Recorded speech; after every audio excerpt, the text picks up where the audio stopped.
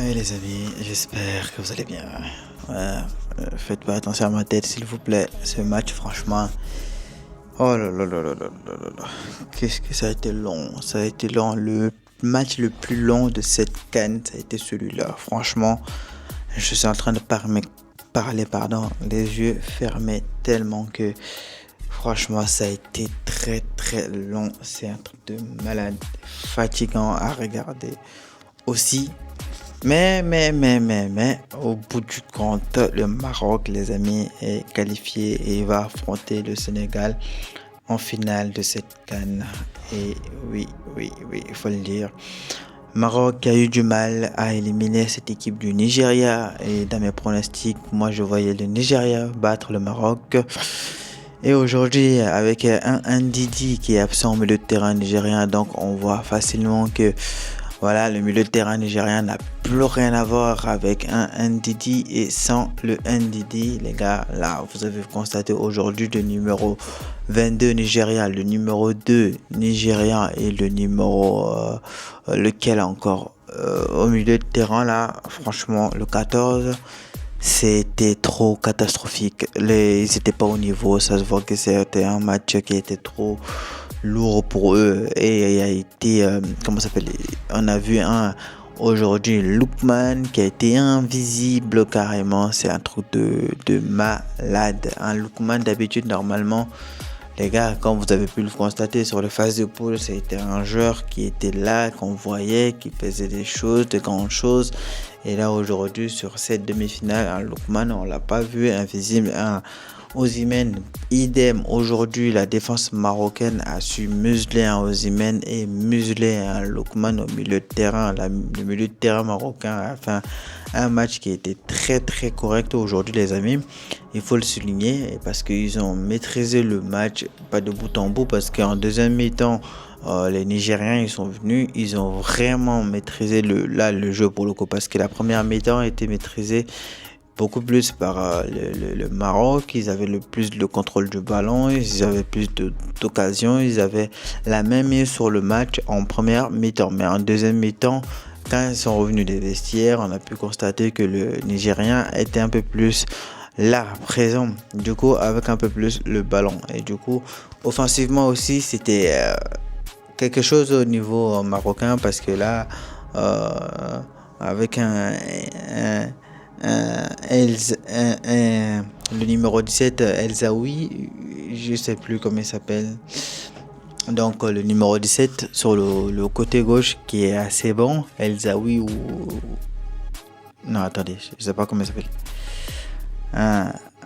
Bon, bref, vous m'avez compris. Le numéro 17 sur le côté gauche qui a fait du très très bon match dans l'ensemble.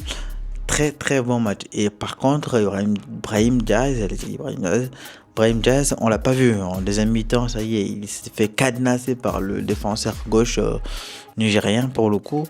Brahim Diaz, les gars, c'était un match qui était assez difficile pour les deux équipes, hein, il faut le dire. Et défensivement aujourd'hui, Nigeria, les gars, a sorti un match franchement très très solide, malgré le fait qu'ils ont été dominés en première mi-temps et que même pendant la prolongation, c'était assez difficile aussi. Mais par contre, ils avaient une défense qui était très présente,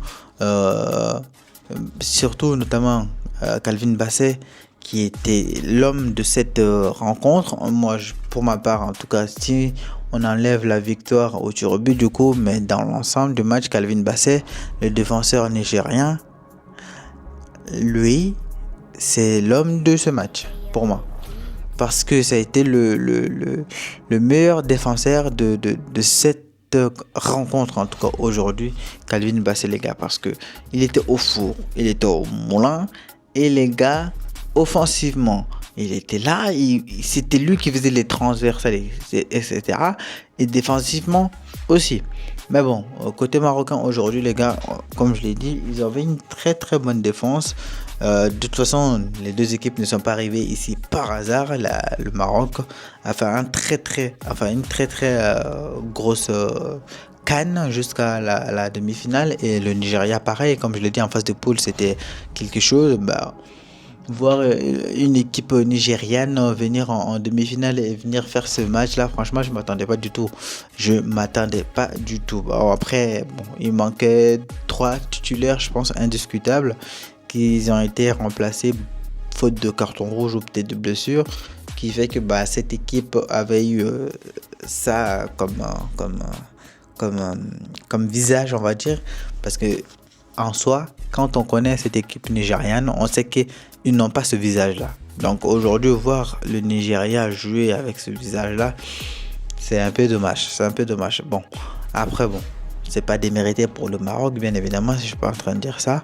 Le Maroc aussi a fait un très bon match. Comme je l'ai dit, au milieu de terrain, ils ont fait un très bon match au milieu de terrain parce que le milieu de terrain nigérien a été invisible par le milieu de terrain marocain qui a fait un très bon match aujourd'hui. D'ailleurs, on voyait personne au niveau du milieu de terrain.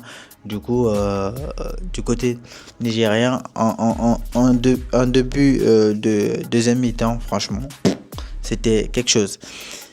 Et aujourd'hui, bah, le Maroc arrive à se qualifier face à Nigeria qui passe en finale, qui rejoint le Sénégal. Avec notamment un Hakimi, les gars. Hakimi qui a fait un très bon match aujourd'hui aussi. Bon, il faut le souligner. Même si aujourd'hui l'arbitrage n'a pas été du tout à la hauteur pour ma part. Il faut le souligner aussi. Qui a été très mauvais l'arbitrage. Mais bon, qu'est-ce que vous voulez Tout ne peut pas être parfait dans cette CAN, surtout l'arbitrage. Si on demande l'arbitrage parfait, c'est leur on demande la lune, pardon. Donc on va pas leur demander la lune quand même parce que l'arbitrage, franchement, c'est très mauvais depuis le début de cette CAN.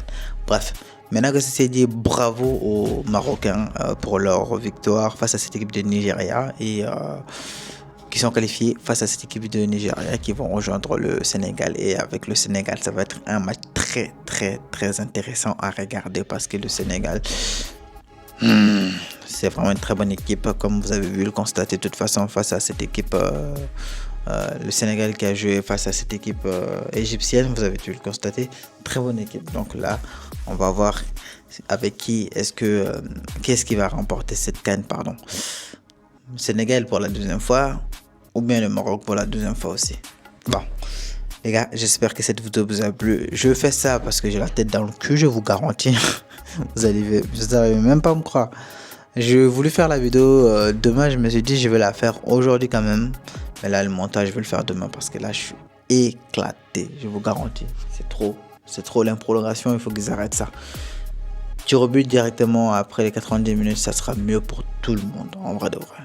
Bon. J'espère que vous aurez apprécié. En tout cas, j'essaie de faire mon maximum là. Malgré le fait que je suis vraiment KO, je vais vous le dire. Je vous le dis, je vais pas vous mentir. Parce que sincèrement parlant, ça y est. Il faut qu'ils arrêtent la prolongation. Fasse tirage moto au but. Bon, j'espère que vous aurez apprécié les gars. Si c'est le cas, n'hésitez pas à me faire savoir. Allez, sur ce, ciao.